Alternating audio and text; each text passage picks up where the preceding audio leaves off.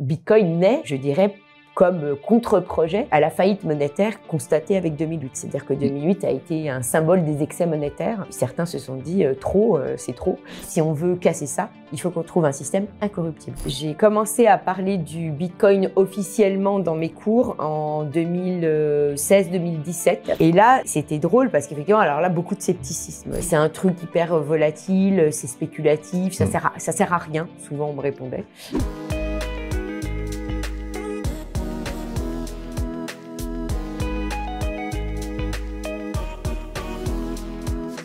Bonjour à tous et bienvenue dans ce nouvel épisode de Comprendre Bitcoin. Je suis Alexandre Roubaud, cofondateur et CEO de Bitstack, la première application en France qui permet d'épargner et investir en Bitcoin sans aucun effort. Aujourd'hui, on va se poser une question simple. Et si le Bitcoin devenait la monnaie du futur ? Certains y voient une révolution monétaire en marche et d'autres un simple actif spéculatif. Pour mieux comprendre, on a voulu prendre du recul et poser les bases économiques du débat. Et pour ça, on a la chance de recevoir Nathalie Janson, professeure d'économie à Neoma Business School, spécialiste des politiques monétaires, de la régulation bancaire et des crypto-monnaies. Elle publie régulièrement sur le sujet, notamment sur la question du Bitcoin en tant que valeur refuge face aux risques géopolitiques. Nathalie, merci d'avoir accepté l'invitation et bienvenue sur Comprendre Bitcoin. Merci beaucoup Alexandre pour l'invitation. Avec plaisir. Est-ce que pour commencer, tu pourrais te présenter ? Oui, bien sûr. Alors donc je suis professeure à Neoma Business School depuis maintenant longtemps, puisque ça fait plus de 20 ans que je suis là-bas. Et en fait, j'ai toujours eu une grande appétence en fait pour les sujets monétaires. Donc c'est un sujet qui m'a beaucoup intéressée dès que j'étais je faisais mes études avant même ma thèse. En fait, j'ai trouvé que le sujet le plus intéressant dans le développement d'un pays, c'était en fait souvent, ça se cachait derrière la monnaie et la finance qui permettaient à un pays de se développer ou pas. Et donc, très rapidement, c'est un sujet qui est devenu assez central. Et c'est pour ça que j'ai décidé de faire ma thèse dans ce secteur-là, enfin sur les questions monétaires. Même si le sujet qui m'intéressait le plus, c'était effectivement les systèmes monétaires privés. Donc, on comprendra pourquoi aussi j'ai bien aimé le Bitcoin. Mais à l'époque, c'était dans les années fin 80, début 90, c'était pas très populaire de regarder cet aspect-là. Donc, j'ai utilisé ce qui m'intéressait dans les systèmes monétaires privés pour critiquer en fait la régulation bancaire qui émergeait à l'époque, puisque en fait c'est ce qu'on appelle BAL aujourd'hui.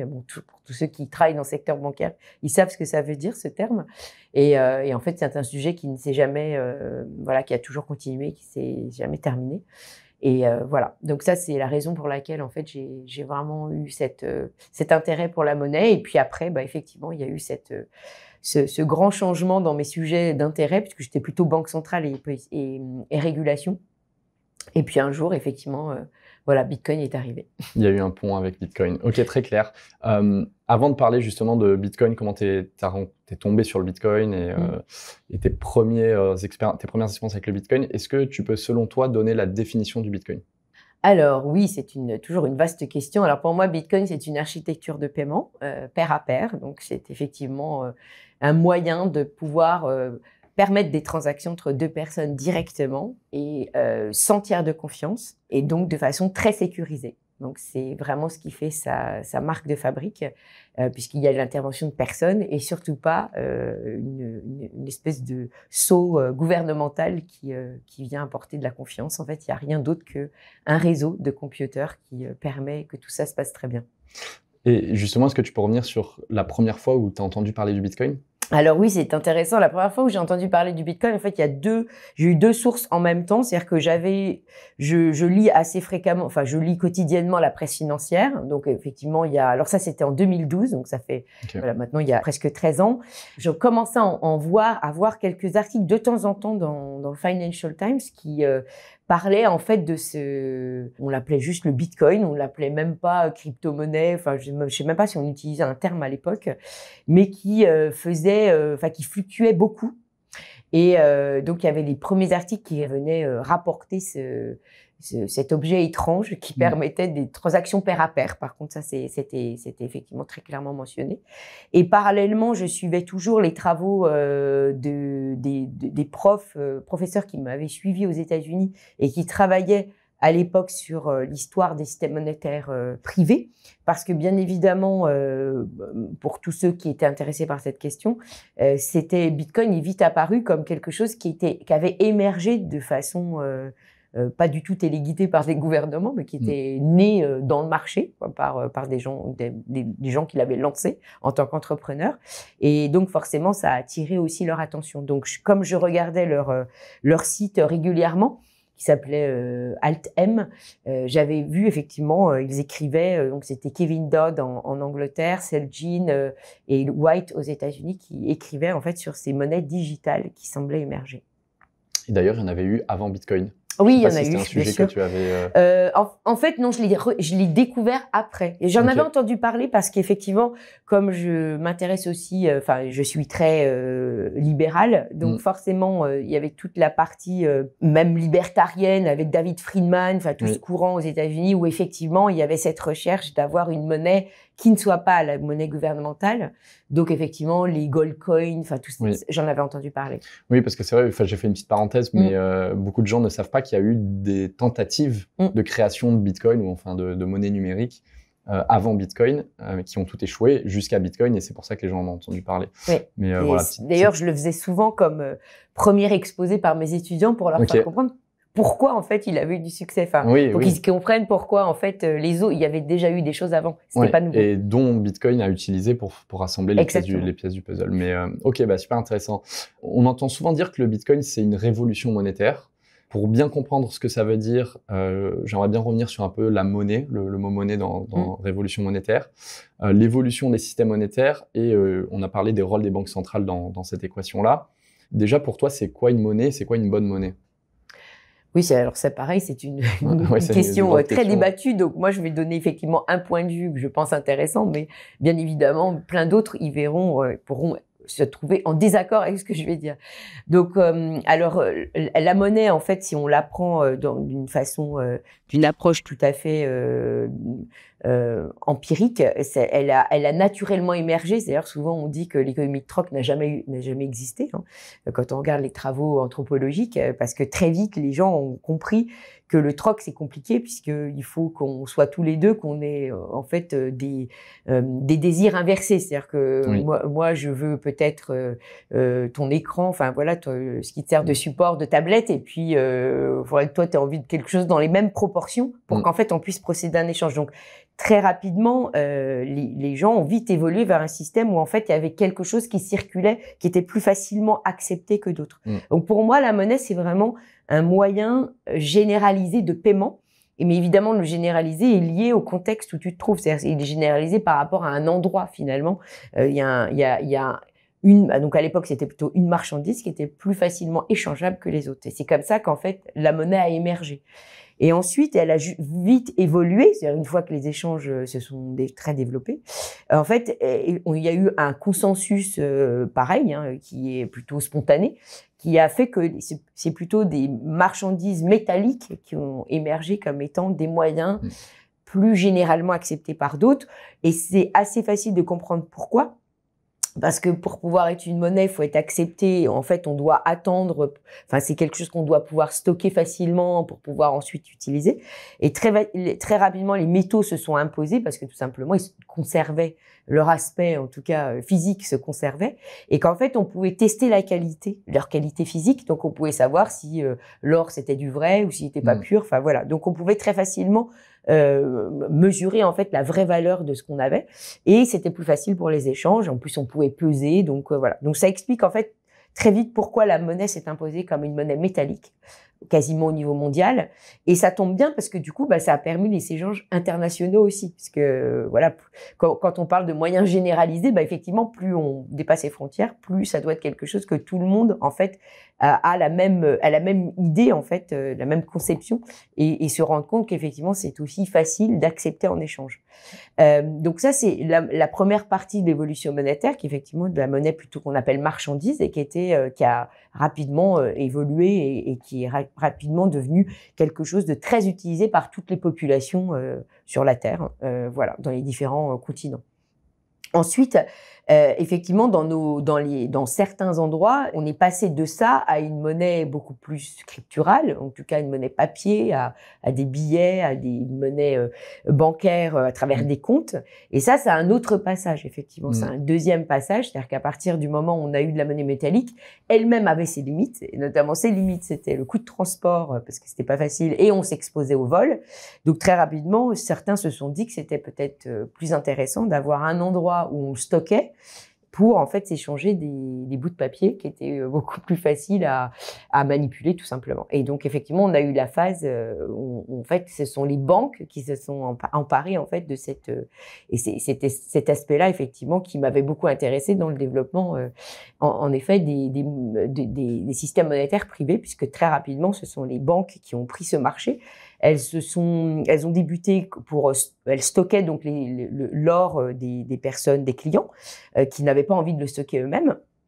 Et en échange, elles offraient ce service de paiement à la fois à travers de la monnaie papier, donc des billets qui étaient au début au porteur et puis après qui sont devenus plus du tout au porteur, qui sont devenus avec une circulation large, et puis les premiers comptes bancaires qui permettaient en fait de faire des virements entre comptes. Donc ça, c'est arrivé très vite. Ok. Et si je dis pas de bêtises, ces banques-là, l'émergence de la Banque centrale est venue encore après. Oui, c'est ça. C'est-à-dire que, en fait, il y a rien de mystérieux. C'est-à-dire que toutes ces évolutions, elles se sont accélérées parce que c'est pas du tout arrivé au même moment, au même endroit. Enfin, c'était très disparate au niveau des vitesses de développement.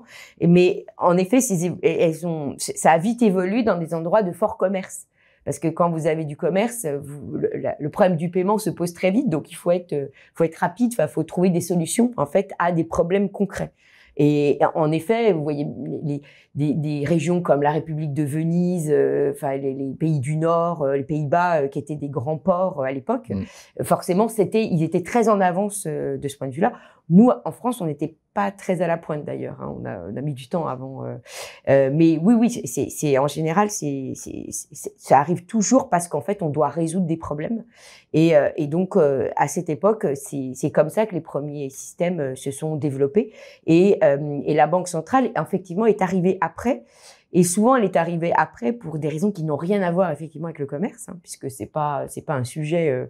Le commerce s'en sortait très bien sans Banque centrale, mais souvent c'était en fait le prince. C'était par le fait du prince, parce que lui, le prince, il avait une problématique à l'époque qui était souvent de financer des conquêtes territoriales et qu'il fallait pouvoir accéder à une façon d'avoir de l'argent. Et le problème, c'était pour lui, c'était le délai entre l'encaissement et le décaissement des impôts. Voilà. Donc très tôt, les premières banques centrales, c'est surtout la plus connue, c'est la Banque d'Angleterre, même si c'est pas la première, parce que la première c'est celle de Suède. Mais bon, c'est quelques années qui les séparent. Mais la Banque d'Angleterre, elle a été très connue parce que c'est très clair dans la façon dont elle est née. C'est-à-dire, elle est née pour servir le roi, pour pouvoir en fait lui faire des avances sur recettes, pour qu'il puisse financer ses guerres beaucoup plus facilement. Et c'était très clair dans la façon dont ça s'est institué. Ok, très clair. Et comment pour faire le pont avec le Bitcoin, comment le Bitcoin s'est inscrit dans cette évolution finalement? Alors, je pense que clairement le Bitcoin s'est inscrit dans cette évolution parce que il y a eu une rupture. Alors là, on parle effectivement de la naissance du système métallique après des banques, mais on voit bien que les banques étaient reliées toujours au métal qui était là, puisque c'était ça le gage de la valeur de ce qui était émis comme monnaie papier. Et en fait, avec le temps, avec le développement des banques centrales, avec le développement des gouvernements qui ont de plus en plus de responsabilités économiques, puisque voilà, au départ, les royaumes n'avaient pas forcément de dépenses publiques ni de dépenses sociales, mais avec toute cette expansion de l'État social au XXe siècle, on a bien vu que la monnaie a continué à reposer sur l'or, mais a eu des ajustements réguliers. Donc, et on voyait bien qu'à chaque fois qu'il y avait une guerre, il y avait une distanciation de la référence à l'or, parce que la référence au métal empêche en fait de créer beaucoup de monnaie, puisque s'il y a trop de monnaie, sa valeur elle baisse par rapport à la valeur de l'or. Donc très rapidement, en fait, on avait une inflation qui se développait. Donc l'or était en fait un rappel automatique pour éviter en fait aux différents pays d'émettre trop de monnaie. Et en fait, il s'est passé un événement majeur dans les années 1970. C'est à l'époque, effectivement, on avait le système de Bretton Woods, qui lui-même avait commencé à s'émanciper de l'or, puisque c'est un système de change qui était indirectement lié à l'or. C'était le dollar qui était relié à l'or et les autres monnaies qui étaient liées au dollar. Donc, on avait déjà pris quelques distances. Et un jour, on a juste dit, en fait, ça fonctionne plus, puisque comme le dollar ne maintenait plus sa valeur par rapport à l'or, en fait, il avait beaucoup trop émis de dollars pour des raisons de guerre à nouveau. C'était la guerre du Vietnam à l'époque. Eh bien, en 71, Nixon a dit, en fait, voilà, on va s'affranchir du métal. Et à partir de ce moment-là, effectivement, il y a aucun hasard dans l'histoire monétaire, les gouvernements se sont tous affranchis effectivement de cette limite et ont donc continué à émettre de la monnaie papier qui, cette fois, effectivement, n'était plus basée que sur la confiance qu'on avait dans la dette publique qui, en fait, était la contrepartie de cette monnaie créée. Donc là, on a effectivement passé une étape importante qui ensuite explique Bitcoin. C'est-à-dire qu'au fur et à mesure où les gouvernements ont émis de la monnaie avec différentes époques où il y a eu une grande inflation dans les années 70, on s'en est remis. Et puis effectivement, après, il y a eu les années 90 et les années 2000 surtout. Et dans les années 2000, il y a beaucoup d'innovations financières. Il y a une vague de développement des marchés grâce d'ailleurs à l'informatisation qui contribue à cette augmentation des marchés financiers. Et la crise des subprimes arrive. Mais parallèlement, pendant toutes ces années, il y a des gens qui critiquent le fait que ce système monétaire s'emballe. Et c'est pour ça qu'il y a déjà des tentatives avant Bitcoin, puisqu'il y a, aux États-Unis, il y a toute une partie du courant plutôt libertarien qui n'aime pas la façon dont le système monétaire s'emballe et qui préconise, en fait, de recréer, alors, des gold coins. Enfin, il y avait toute une série de propositions. Il y avait également, ce qui est très intéressant, des théoriciens fameux très célèbres comme Milton Friedman, qui lui-même, voyant le système monétaire se déréguler, avait dit dans ses dernières interviews qu'en fait, il avait foi dans le code informatique pour être une source de discipline de la monnaie. Donc, on voit bien que le sujet était quand même sur la table. Et après les excès de 2008, effectivement, Bitcoin naît, je dirais, comme contre-projet à la faillite monétaire constatée avec 2008. C'est-à-dire que 2008 a été un symbole des excès monétaires. Certains se sont dit c'est trop. Et ils ont donc utilisé les avancées technologiques qui étaient effectivement le développement d'algorithmes et de solutions possibles grâce au code informatique pour essayer de mettre de la discipline dans ce qui semblait être indiscipliné. Pour moi, il y a justement un sujet commun, un dénominateur commun dans toute cette histoire, c'est a priori une perte de confiance et avec un objectif de s'affranchir. Est-ce que pour toi, c'est vraiment ça, le sentiment de fond, c'est une perte de confiance en la création de la monnaie papier et la gestion de la monnaie papier, et Bitcoin comme solution, comme regain de confiance, la perte de confiance, elle était finalement dans l'institution qui l'a gérée, les banques centrales, et Bitcoin qui est une proposition sans tiers de confiance. Est-ce que c'est dans cette réflexion-là que Bitcoin s'inscrit ? Oui, je pense que c'est vraiment dans cette espèce je pense qu'on avait foi. Enfin, moi, j'ai été moi-même élevée au niveau intellectuel dans une période qui était les années 80. Les années 80, il faut bien se rappeler que c'est des années où on a cru que des banques centrales pouvaient s'affranchir des gouvernements pour être disciplinées elles-mêmes. Donc, il y a eu et d'ailleurs, Milton Friedman, au début, c'était aussi sa croyance, mais lui, il avait commencé sa réflexion bien avant. Mais les années 80, c'est les années d'indépendance des banques centrales. C'est-à-dire qu'on pensait tous que on allait pouvoir créer des banques centrales indépendantes, que donc elles allaient se discipliner, qu'il n'y aurait aucun problème. En effet, malheureusement, on s'est aperçu que c'était plus compliqué que ça, qu'en fait l'indépendance sur le papier ne suffisait pas et que finalement, en fait, les gouvernements pouvaient continuer à faire ce qu'ils voulaient, même si sur le papier la banque centrale était indépendante. Et je pense que c'est effectivement ça que certains ont trouvé comme étant vraiment quelque chose qui avait complètement échoué. Et ils se sont dit, il faut qu'on trouve une autre façon de recréer de la discipline qui soit ancrée et donc effectivement ancrée dans du code informatique, puisque là, pour le coup, il n'y a pas de possible de remettre en cause cette confiance. Elle est donc définitive parce qu'on peut pas déléguer à un humain. En fait, pour moi, c'était ça, en fait, Bitcoin. C'était, on déshumanise, en fait, la création monétaire parce qu'on ne peut pas leur faire comprendre confiance les politiciens vont toujours mettre la main dans le pot de confiture. Et c'est vrai que c'est une vision plus américaine parce que ce qu'on appelle la théorie des choix publics, qui est une théorie très où on voit le monde à travers en fait la politique, par le marché politique. On se disait qu'en fait, voilà, les politiciens, ils sont par définition corruptibles et que si on veut casser ça, il faut qu'on trouve un système incorruptible. Je parlais de ça parce que ça me faisait penser notamment à la fameuse citation de Satoshi qui disait, un peu en annonçant sa création, ça ou de lui ou de plusieurs personnes, on ne sait pas, mais qui était pour que la monnaie fonctionne, il faut faire confiance aux banques centrales, mais comme les banques centrales ont échoué ou ont failli cette confiance à plusieurs reprises, voilà, Bitcoin comme solution, mais c'est pour ça que je faisais un lien. Oui, tout à fait, mais je pense que c'est tout à fait ça, oui, c'est au moins là, on sait qu'il n'y a pas de corruption possible, donc on peut confier dans ce système sans hésitation. Tu disais que tu connais Bitcoin depuis 13 ans, mais finalement, c'est pas beaucoup moins que la création de Bitcoin. C'est après 15 ans que Bitcoin, du coup, évolue comme une façon de s'affranchir du système.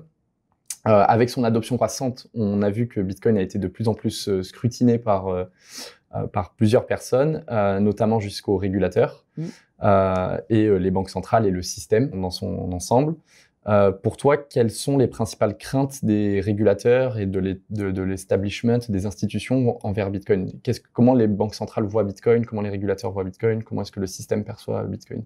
Alors, je pense qu'effectivement, les banques centrales enfin, même si elles ne le disent pas forcément très ouvertement officiellement, mais on voit bien qu'elles ont scruté Bitcoin assez rapidement, en fait, lors de son émergence, parce qu'en effet, l'idée d'avoir un objet qui permet de substituer ce que fait le système bancaire, enfin le système monétaire, les intriguait, puisqu'en fait, il se passe du tiers de confiance. Donc, c'était quand même très intriguant pour une banque centrale c'est quand même son rôle essentiel. Ouais. Et je pense qu'elles l'ont regardé. Alors, elles ne se sont pas senties, je pense, en péril tout de suite, en tout cas pour les banques centrales, où la monnaie était relativement stable. Tout est une question de relativité. Donc, effectivement, par rapport à la Banque centrale du Venezuela, la Banque centrale américaine ou européenne, à l'époque, se sentait plutôt mieux lotie. Et elles, donc, à ce titre, ne se sentaient pas menacées, mais elles l'ont regardé parce qu'elles se sont dit, potentiellement, est-ce qu'on va aller vers ça? C'est-à-dire que c'est quand même une technologie qui a une certaine puissance et qui gagne en efficacité, puisque ça permet des transactions sans avoir tout le back-office du règlement des transactions une fois qu'elles ont été faites entre le client et celui qu'elle règle. On sait bien que dans nos systèmes bancaires, et ça prend du temps avant que tout ça soit finalisé réellement, Bitcoin le fait directement. D'ailleurs, c'est ce qui a de nombreuses fois, c'est source de confusion parce que les gens comparent en fait les systèmes bancaires et Bitcoin en disant ah oui, mais notre système quand on paye c'est immédiat alors que Bitcoin ça l'est pas. Ben si, en fait le système Bitcoin est beaucoup plus efficace parce que même 10 minutes c'est beaucoup mieux que J+1 au niveau des transactions. Donc les gens ont du mal en fait à comprendre que effectivement, c'est pour ça, je pense que les banques centrales ont regardé tout de suite, parce qu'en termes de technologie, elles se sont dit, on a peut-être quelque chose à apprendre pour rendre plus efficace en fait la finalisation de la transaction.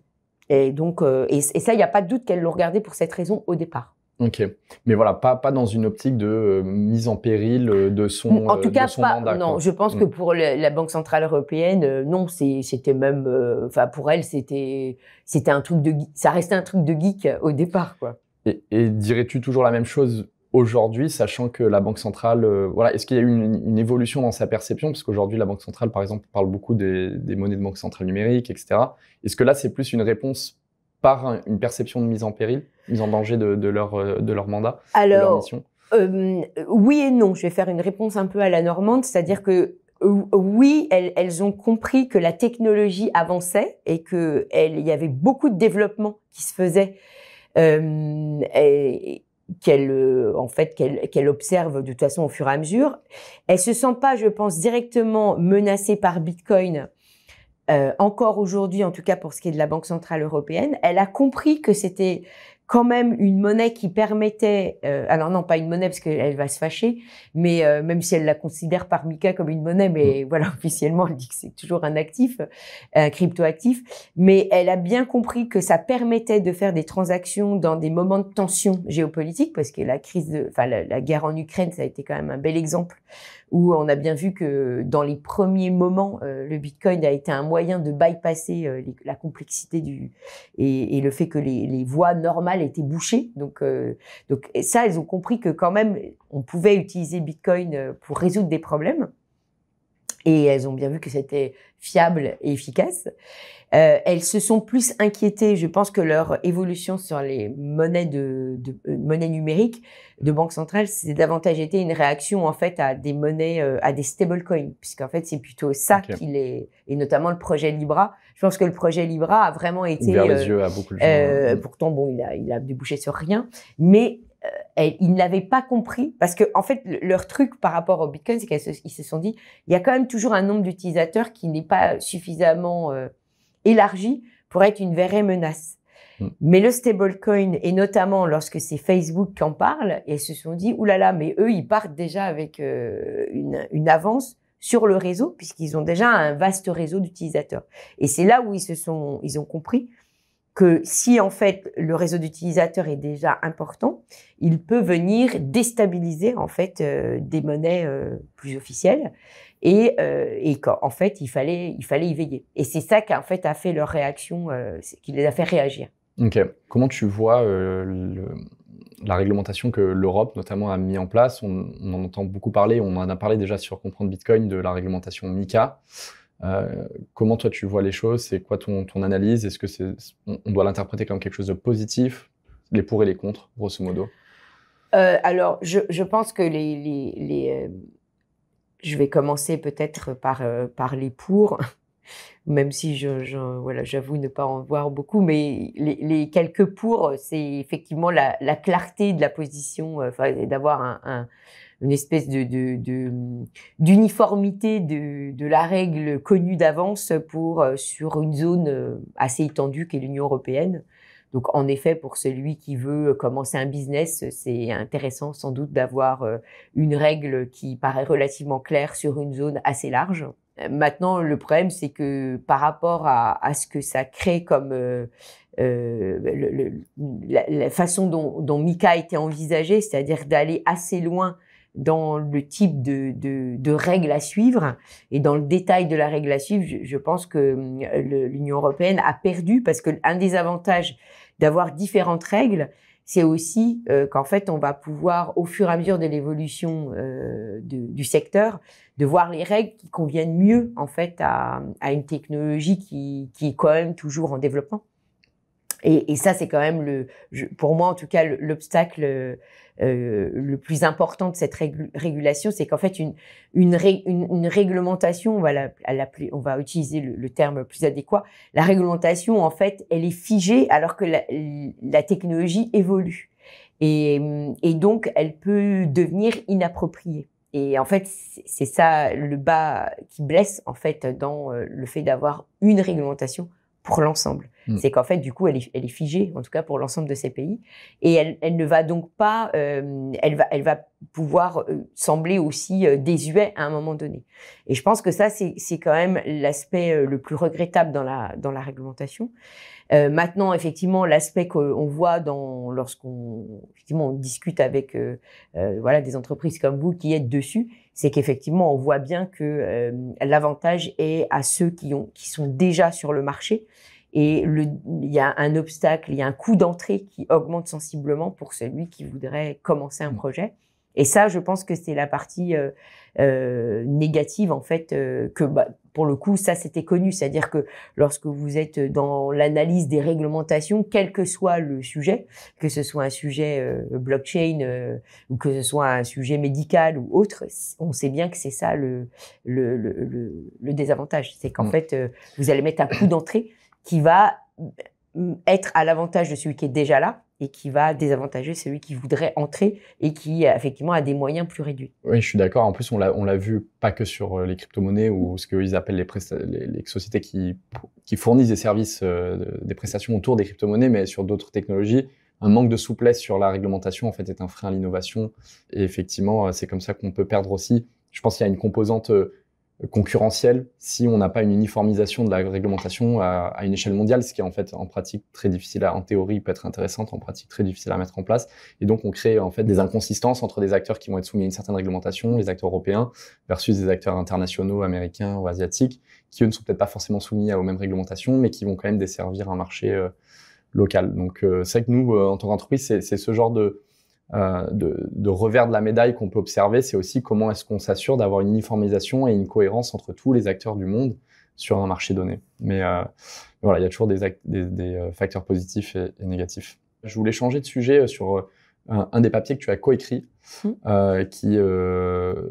qui parle de Bitcoin et le rôle qu'il joue en tant que valeur refuge face aux risques géopolitiques. C'est un sujet qui peut-être de plus en plus important, ou en tout cas qui ouvre les yeux de manière plus importante, parce qu'avec tous les conflits qu'on a vus, on a parlé de l'Ukraine notamment, enfin de l'Ukraine et la Russie, et il y a pas mal d'instabilité, et on le voit, les marchés sont quand même beaucoup d'incertitudes de manière générale sur les marchés en ce moment. Selon ton étude, est-ce que Bitcoin du coup peut jouer réellement un rôle de valeur refuge ? Alors, oui, alors moi, c'était une conviction. J'ai eu du mal à trouver quelqu'un qui veuille bien travailler avec moi sur ce sujet, parce que c'est une conviction vraiment de la première heure pour moi. Donc, comme Bitcoin est un système décentralisé, par définition, ne peut pas en plus être corruptible, puisqu'il y a, voilà, il y a pas d'être humain. Enfin, après, on peut dire que c'est l'homme qui a écrit le code, mais bon, bref, il y a un côté incorruptible dans le Bitcoin. Donc, pour moi, très vite, je me suis dit, dans des pays où la monnaie est mal gérée, où il y a de la répression financière, forcément, ça ne peut avoir qu'un intérêt. D'ailleurs, c'est pour ça que quand je l'ai connu, je me suis dit, bah, il n'y a aucune raison pour que ça s'arrête, puisque pour tous ceux qui veulent sortir du spectre du gouvernement, c'est une solution que nous n'avions pas avant. Donc, il bat en brèche, en fait, le seul monopole, vrai monopole que le gouvernement pouvait avoir. Alors, c'était relatif encore, parce que dans un pays, quand on en a marre de sa monnaie, on pouvait utiliser le dollar. C'est pour ça qu'il y a eu de la dollarisation. Mais bon, voilà, il y a pas autre chose. C'est-à-dire, on est toujours prisonnier du dollar. Et là, tout d'un coup, on a une nouvelle solution qui nous permet de nous extraire de tout gouvernement. Donc forcément, ça ne pouvait pas laisser indifférent des gens qui se retrouvaient en fait réprimés dans leur pays avec de la répression financière. Donc là, on a évoqué le Venezuela, il y a eu l'Argentine, il y a eu le Liban, enfin tous les pays où vous avez des contrôles de capitaux très forts.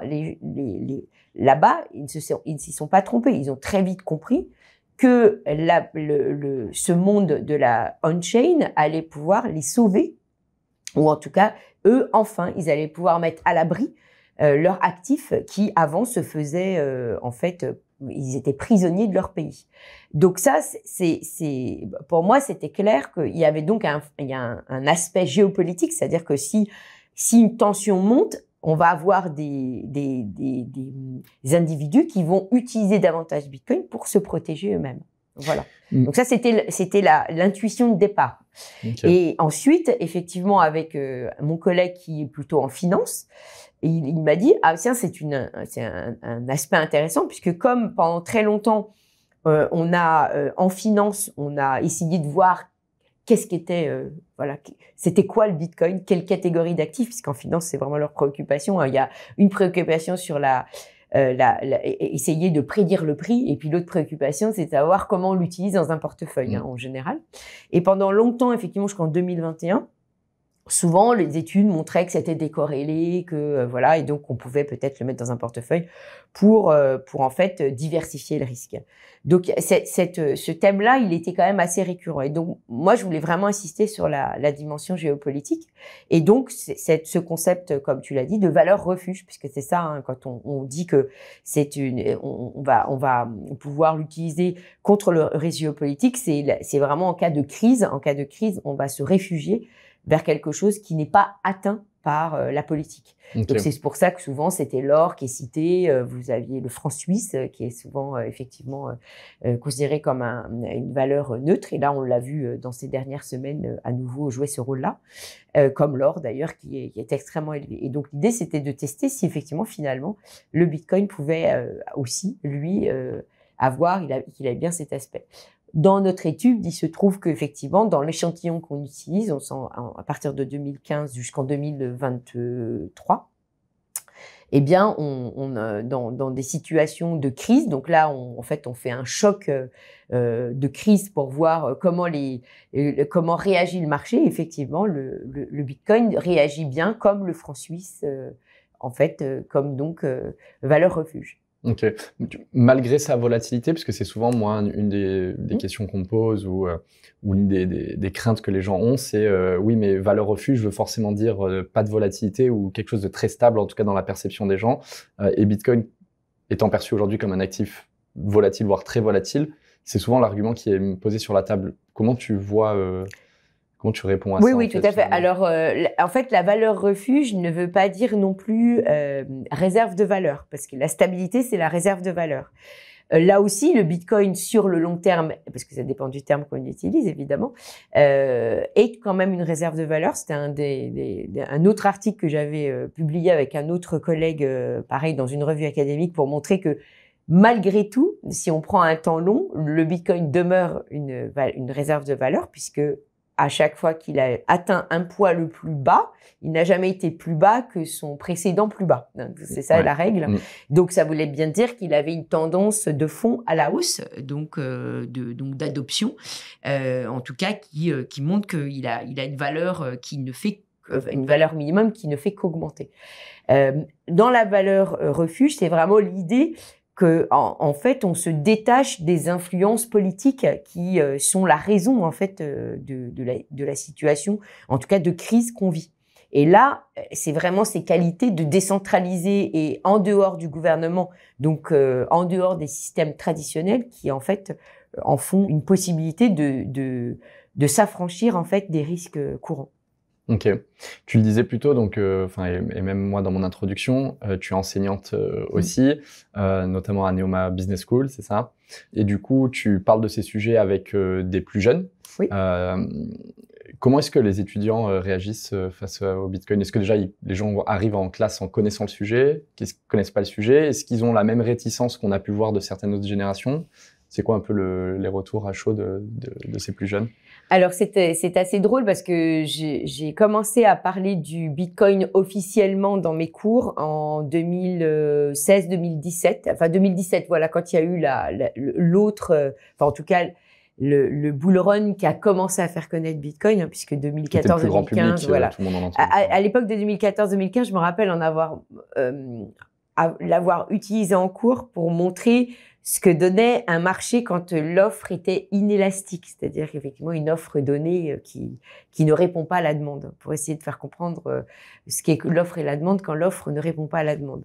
Mais c'est tout. Après, en 2017, j'en ai vraiment parlé en tant que tel, comme dans les cours sur la monnaie, enfin sur les développements monétaires et financiers. Et là, c'était drôle parce qu'effectivement, alors là, beaucoup de scepticisme. J'en avais quelques-uns, voilà, qui étaient, voilà, parce qu'ils s'intéressaient également au marché financier, donc ils s'intéressaient aussi au Bitcoin, mais majorité de sceptiques. Ils ne comprenaient pas d'ailleurs comment ça marchait. Souvent, pareil, ils étaient vraiment dans oui, mais c'est un truc hyper volatile, c'est spéculatif, ça sert à rien. Souvent, on me répondait chez des étudiants. Et après, il y a eu, alors là, un changement radical en 2020, parce qu'en 2020, c'est l'autre bulle qui commençait à pointer, 2020-2021. Et alors là, tous les étudiants, enfin, c'était hallucinant. C'était à tous les cours, vous avez des plus jeunes aux moins jeunes, ils ne parlaient que de ça. Enfin, en tout cas, il y avait des groupes d'étudiants. On voyait qu'ils suivaient les cours, qui misaient, voilà. J'avais même un étudiant qui payait ses études sur. Alors lui, il s'y était intéressé bien avant. Ouais. Et lui, c'était un fervent bitcoiner, et donc pour lui, il avait misé. Il sortait régulièrement, comme le marché était très fortement à la hausse. Il sortait en fait des fonds réguliers. Enfin, il vendait régulièrement pour payer une partie de ses études. Et lui, il me parlait déjà de ses difficultés avec sa banque. Ah oui. Puisque sa banque, il n'était pas toujours très sympathique vis-à-vis de lui. C'est tout un autre sujet. Voilà, c'était un autre sujet. Et d'ailleurs, c'était assez marrant. Et effectivement, ce qui était drôle, c'est que 2021-2022 terminé. Ok. Et là, on était reparti avec des étudiants qui, soit s'étaient brûlé les ailes, donc ouais, Bitcoin c'est nul, enfin les cryptos c'est nul, etc. Soit les autres disaient, bah moi j'ai bien fait de pas y aller, donc en fait je veux pas, enfin à nouveau beaucoup de scepticisme. Ok. Voilà. Donc du scepticisme, ensuite une vague d'intérêt Oui, et de première adoption pour ceux qui avaient peut-être pas fait le premier pas en oui. 2017, donc en 2020, 2021, et au du calme. C'est là où on en est Voilà. Et aujourd'hui. alors aujourd'hui, quand même, j'avoue que depuis, oui, les 2 dernières années, j'ai ceux qui ont toujours été là, c'est-à-dire que j'ai Ok. devant moi des étudiants qui à l'époque avaient peut-être donc 2025, oui, c'est ceux qui sont entrés en 2020, qui ne parce qu'ils avaient compris qu'il y avait quelque chose, qui ne sont pas sortis, et donc eux, ils continuent à avoir cet intérêt et ils continuent à penser que ça va bien, enfin que ça va continuer à se développer. Et j'ai les étudiants qui maintenant écoutent davantage, c'est-à-dire qu'ils se rendent compte qu'effectivement le Bitcoin est toujours là, effectivement il y a eu 2021-2022, mais qu'en fait il est beaucoup remonté et qu'il est utilisé dans des pays où les institutions ont failli, que c'est une solution à des problèmes. Donc en fait ils ont compris que finalement non, c'était quand même pas n'importe quoi, parce que ça fait quand même depuis 2009 qu'il est là.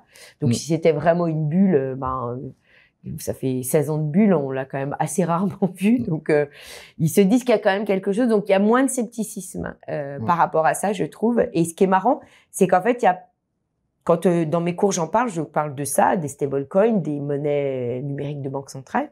Et ben en fait, il n'y a pas plus grand engouement vis-à-vis des monnaies numériques de banque centrale. C'est-à-dire que quand là encore aujourd'hui, c'était l'objet de ma discussion, quand je dis qui serait prêt à utiliser l'euro digital, sur 30 étudiants, j'en ai 5 qui lèvent la main. Versus pour le Bitcoin. Il y en aurait plus, Il y en aurait une dizaine, voilà, ouais. Plus. Okay. Maintenant, il y a plus une moitié. Cette année, vraiment, j'ai trouvé que par rapport à l'année dernière, ça va encore augmenter. Ah, il y a eu un donc palier moins de scepticisme. C'est-à-dire que il y en a, ça les intéresse. D'ailleurs, c'est pas des utilisateurs et ils n'en ont pas, mais ils pensent franchement que ça va continuer et que en fait, c'est une solution intéressante. Pour moi, c'est ça le paramètre clé. Tu le sous-entendais, c'est plus le temps passe. Et plus, en fait, les gens se posent des questions. Pourquoi, en fait, Bitcoin est encore là? Pourquoi Bitcoin est de plus en plus utilisé aussi? Il y a un fil rouge quand même d'adoption. Pourquoi il y a des entreprises, c'est pas pour nous faire un clin d'œil, mais il y en a plein d'autres de toute façon qui développent des choses autour du Bitcoin, qui en proposent. Et puis, ça reste un sujet de discussion à tous les, tous les Noëls, tous les repas de famille. Oui. Et bon, mine de rien, ça démocratise. On parlait côté étudiant, côté enseignant, justement, professeur, côté académique. Il y a aussi il y a la même évolution, finalement. Elle est commune, cette évolution, à toute la population? Ou est-ce que côté académique, il y a quand même eu des perceptions différentes, beaucoup de réticences ou pas? Alors, au niveau académique, il y a quand même aujourd'hui, il y a quand même des professeurs qui travaillent en fait sur, je dirais, à plein temps de leur recherche, quand même beaucoup plus sur toutes les problématiques liées à la blockchain.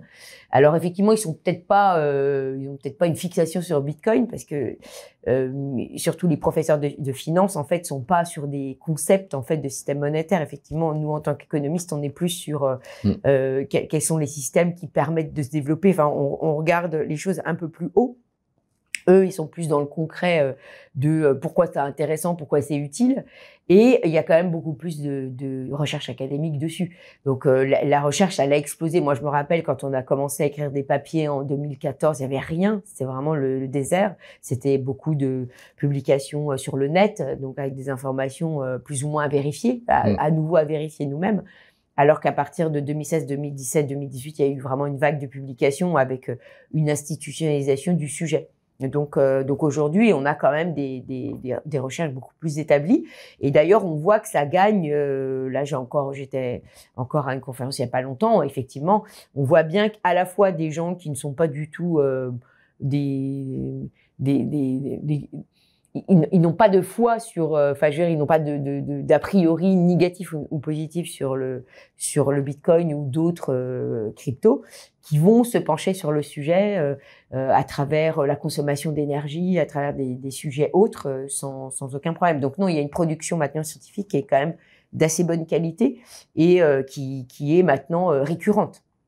Et pour toi, en tant qu'enseignante ou même à titre personnel, l'éducation a un rôle à jouer pour justement éduquer les jeunes ou les moins jeunes d'ailleurs sur qu'est-ce qu'est le Bitcoin, à quoi ça sert ou pas forcément. Oui, je pense qu'il faut vraiment continuer à essayer d'expliquer parce que déjà il y a beaucoup de contre-informations, mais je dirais que c'est pas le seul sujet économique où il y en a.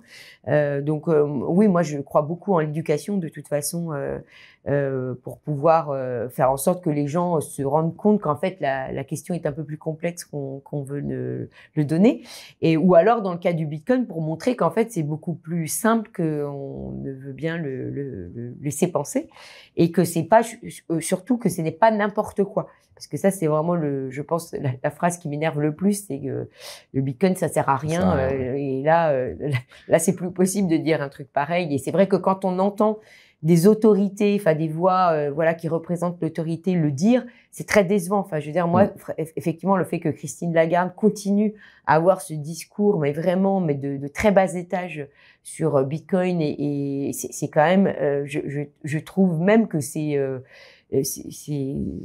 inacceptable. Intellectuellement, c'est inacceptable de sa part. Enfin, je trouve que c'est incorrect de sa part d'en être à ce niveau-là, de continuer à véhiculer, parce que c'est quand même des fausses informations. Et je trouve ça incroyable qu'on puisse effectivement utiliser sa voix d'autorité pour continuer à véhiculer des informations qui sont fausses. Je trouve ça malhonnête intellectuellement surtout. Et je trouve ça incroyable que sur ce terrain-là, ça pose de problème à personne qu'on soit malhonnête sur ce terrain. Ouais, c'est ça, parce que moi je trouve beaucoup de gens de cet écosystème-là qui sont, on va dire, pro Bitcoin ou pro crypto-monnaie, je pense, acceptent le débat, le désaccord, mais en fait souvent malheureusement quand on voit ces personnes-là qui sont en désaccord, c'est vrai que c'est souvent accompagné en fait d'un manque d'informations véridiques. Il y a beaucoup d'études scientifiques qui sont juste pas mentionnées, qui sont mis de côté, ou des chiffres qui peuvent être mensongers carrément. Donc je suis 100% d'accord avec toi là-dessus. Est-ce que, juste petite question comme ça, est-ce que pour toi le Bitcoin c'est sous-estimé ou surestimé par rapport à où est-ce qu'il en est, son potentiel et la façon dont on le comprend aujourd'hui? Ah, oui, il est plutôt sous-estimé que surestimé, oui. Je pense qu'il y a encore, parce qu'effectivement, beaucoup, alors, je pense qu'il y a vraiment un monde, d'ailleurs, souvent, ceux qui se baladent, ou qui regardent au niveau international le notent, hein. Il y a vraiment, les pays où qu'on passe par besoin économique, et il y a des pays qui comprennent beaucoup mieux, enfin, des gens dans des pays qui n'ont pas le même niveau d'éducation, mais qui comprennent beaucoup mieux ce qu'est Bitcoin que dans des zones soi-disant éduquées, où en fait, parce qu'on a moins besoin de comprendre ce que c'est, on se laisse aller à des informations faciles. Oui, c'est assez marrant. Et il y a une dernière thématique que j'aimerais aborder avec toi, surtout on l'a vu du prisme de l'évolution des systèmes monétaires, de la monnaie, comment Bitcoin s'est inscrit dans cette narrative-là, dans cette évolution-là, et déjà ce qui s'est passé sur les 15 dernières années. Bon, il s'est passé beaucoup plus de choses que ce qu'on a survolé toute l'évolution de Bitcoin. Si on se projette à demain, récemment d'ailleurs il y a eu l'administration Trump qui a aussi d'ailleurs fait ouvrir les yeux à beaucoup de gens parce qu'il en a beaucoup parlé, et ça a été peut-être une des premières administrations américaines pro, alors avec ce que ça vaut, mais pro crypto-monnaie, et notamment avec une annonce qui pour moi est pas inintéressante, en tout cas intellectuellement, c'est l'annonce de la réserve stratégique du Bitcoin. Et comme on parlait du rôle de certaines monnaies, de l'or qui a été une valeur stratégique et qui l'est d'ailleurs toujours aujourd'hui, quelle est ton analyse de ça? Est-ce que Bitcoin se positionne vraiment comme un actif de réserve stratégique ou pas? Voilà, c'est quoi ton avis sur ce sujet-là?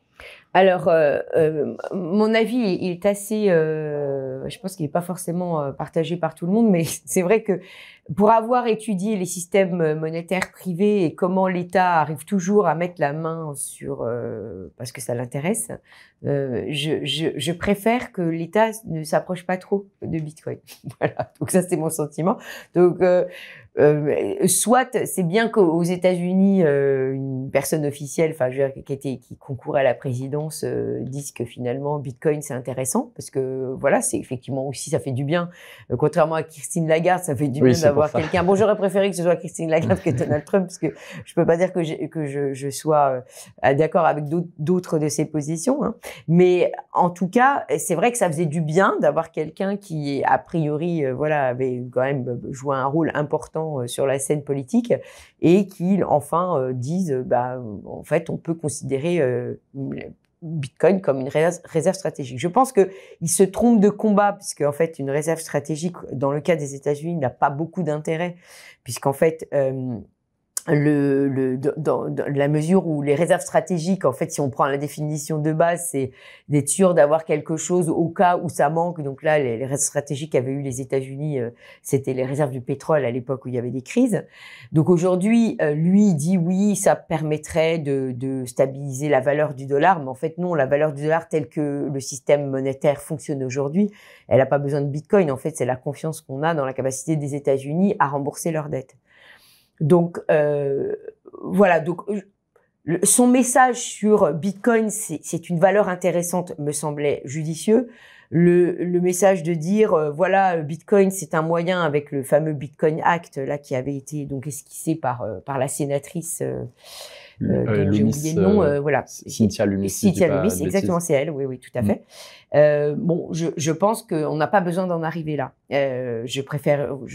Honnêtement, je préférerais que le gouvernement américain ne s'approche pas trop de Bitcoin, parce que Bitcoin se porte très bien son gouvernement à côté. Mais effectivement, il y a un rôle intéressant.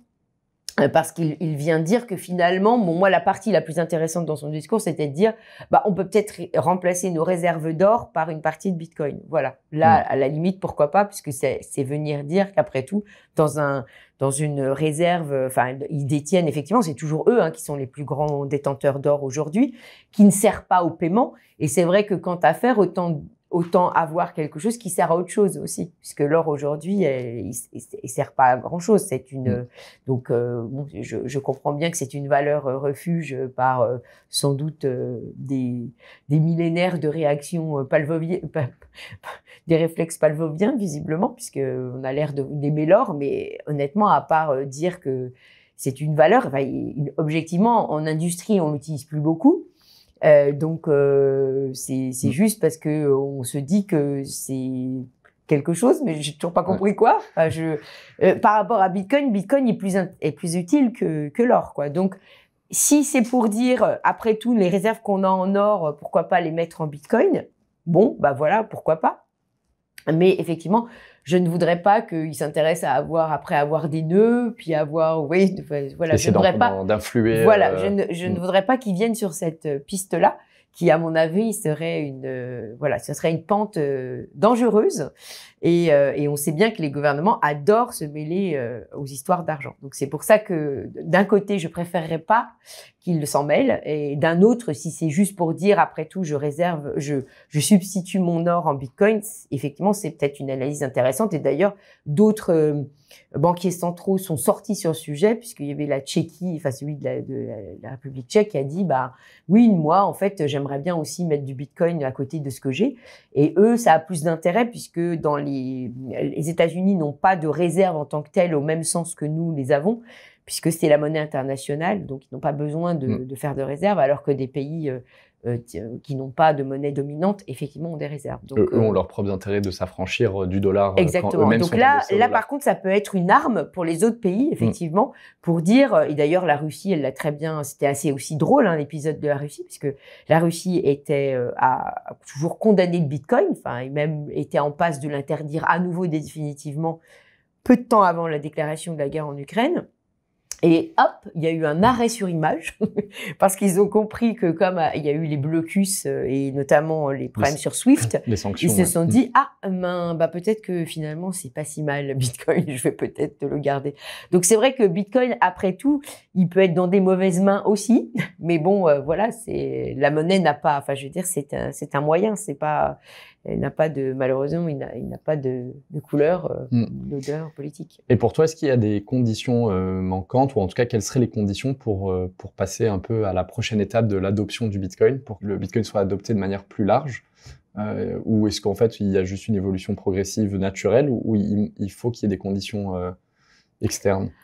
Je pense que vous faites partie des gens qui le rendent facile à utiliser avec Bitstack, mais c'est vrai que en tout cas moi tout au début quand je l'ai connu et que je ne l'ai qu'observé comme voilà, fidèle à mon rôle de professeur et chercheur, étant cordonnier le plus mal chaussé.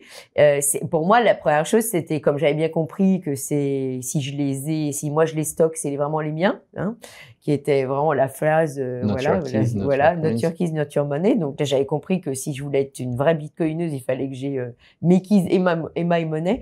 Et bien ça, je pense que c'est un frein effectivement très clair. C'est-à-dire que la monnaie, on voit bien dans son évolution, elle s'est développée parce qu'elle était facile. Donc ça, c'est pas facile. Voilà. Donc effectivement, ça pose la question de qui a les clés. Et c'est pas un hasard si les plateformes sont nées aussi à un moment donné facilement, parce que elles ont facilité le fait de pouvoir en avoir. Donc moi, je reste persuadée que ça fait partie des fondements. Mais en même temps, ça fait partie des freins. Alors, est-ce que effectivement il y aura des réponses plus faciles avec parce que les innovations continuent? Est-ce que finalement le Lightning va permettre aussi finalement à rendre beaucoup plus facile et minorer parce qu'il y a aussi pas mal de gens qui essayent de voir le Lightning comme une façon de développer l'utilisation de Bitcoin beaucoup plus facile. Voilà. Qui est une technologie qui est une surcouche, une amélioration, on va dire sur mais Bitcoin, il y en a qui le voient comme étant en plus qui apporterait l'élasticité que Bitcoin n'a pas. Donc voilà, mais le fait qu'il y ait ce principe tes clés, ta monnaie est quand même un frein au départ, puisque je vois pas les gens avoir envie de... Oui, il y a une responsabilité associée. Enfin, déjà, il y a une barrière technique parce que Bitcoin étant numérique par définition, il y a une barrière un peu technologique, technique, et avec une responsabilité puisqu'on perd son argent, vu qu'on parle d'argent. Exactement. Donc, à la limite, bon, je pense que les gens sont capables d'assumer ça parce qu'après tout, ils avaient bien de l'argent à la maison à un moment donné. Hein, ils avaient bien on se rappelle quand les banques étaient pas très fiables ou quand les gens étaient trop éloignés des banques. L'expression de mettre son argent sous son Exactement. matelas. Donc, je pense que ça, à la limite, mais le fait d'avoir ça avec des obligations de phrases qu'on doit retenir, enfin, et que si on en perd, c'est la fin du monde, fait plus peur que de se dire que je sais pas où finalement j'ai caché mon argent ou parce que dans le monde physique il y a la même chose, hein, il y a toutes les aventures, vous les connaissez, ceux qui étaient dans les commis de la drogue qui avaient donc des tonnes de dollars, on se souvient tous de la série sur les narcos où en fait exactement où il perd son argent parce que il a pourri, donc c'est la même chose sauf que c'est quand même une barrière et qu'effectivement les gens qui gardent ceux qui gardent leur argent sous le matelas, ils n'en gardaient pas des tonnes, et le jour où ils se sont dit que finalement les banques étaient suffisamment ils pouvaient avoir confiance suffisamment que c'était plus pratique, et bien ils ont fait ça. Donc je pense qu'il y a ça, mais en même temps je me dis que on a encore beaucoup de développement et d'innovation qui peuvent arriver, donc c'est pas non plus, je pense pas que ce soit rédhibitoire, mais pour le moment je pense que c'est quand même un obstacle qui existe. Et dernière question pour toi, pour terminer un peu du coup sur toute cette évolution-là. Si on se projette bien plus loin, dans 10 ans, 20 ans ou même plus loin, toi, tu penses que le Bitcoin en serait où? Comment tu vois les choses évoluer? Est-ce que, d'ailleurs, moi, par exemple, les questions qu'on se pose souvent, qu'on me pose souvent, c'est est-ce qu'il va y avoir une phase où Bitcoin va coexister, ce qui est un peu déjà le cas? Est-ce qu'on va juste continuer là-dessus? Est-ce que Bitcoin va devenir la seule et unique monnaie? Les gens se posent beaucoup cette question. Toi, si on se projette sur le long terme, disons très long terme, dans un futur proche ou moins proche, comment vois-tu le Bitcoin? Quelle place il aurait Alors, dans un terme pas trop loin quand même, je pense qu'il va continuer à coexister parce que, comme je l'ai évoqué tout à l'heure, je pense que les gouvernements n'ont aucun intérêt à ce qu'il prospère. Puisque si je continue mon raisonnement du début, les gouvernements au niveau monétaire n'ont fait qu'une chose, c'est essayer de détourner la monnaie à leur profit pour pouvoir dépenser. Et je ne vois pas cette appétence à la dépense diminuer. Donc, je pense que le Bitcoin restera comme quelque chose d'alternatif qui permet effectivement de contrebalancer les excès. Donc, quand il y a des excès, il y a Bitcoin. Donc, il fera très indirectement le rôle qu'avait l'or avant. Donc, il peut être un bâton de rappel un peu utile quand même et pas négligeable. Il peut avoir peut-être un effet indirect de discipline aussi. Mais je pense que les gouvernements n'ont aucun intérêt à le faire prospérer. Donc ça, c'est sûr. Je les vois pas le favoriser. Donc c'est pour ça que j'ai pas de scepticisme. C'est pas parce que je suis sceptique dans le fait que il va disparaître, mais par contre je suis sûre que les gouvernements lui feront la vie dure parce qu'ils n'ont pas intérêt à ce qu'il développe plus que ça.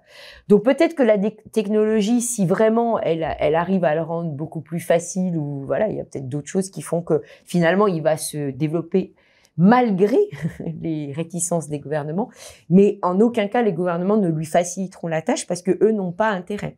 Ça, c'est clair. J'avais eu, juste pour rebondir Oui. rapidement là-dessus, sur ce plateau, Pierre Noisa qui a écrit un livre sur le pluralisme monétaire.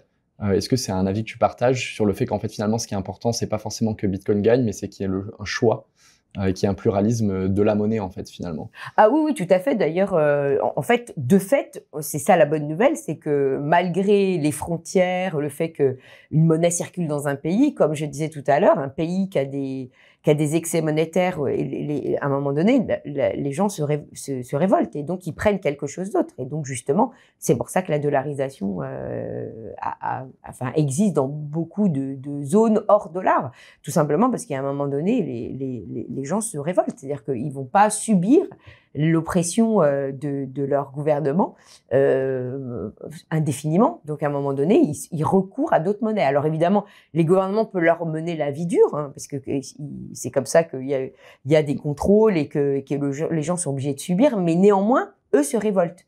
Donc, le fait qu'ils se révoltent montre bien que, de toute façon, malgré l'oppression des gouvernements, et parfois elle peut être violente, la population se laisse pas faire. Donc, oui, je pense que le choix, il va rester et Bitcoin fera partie de ces choix.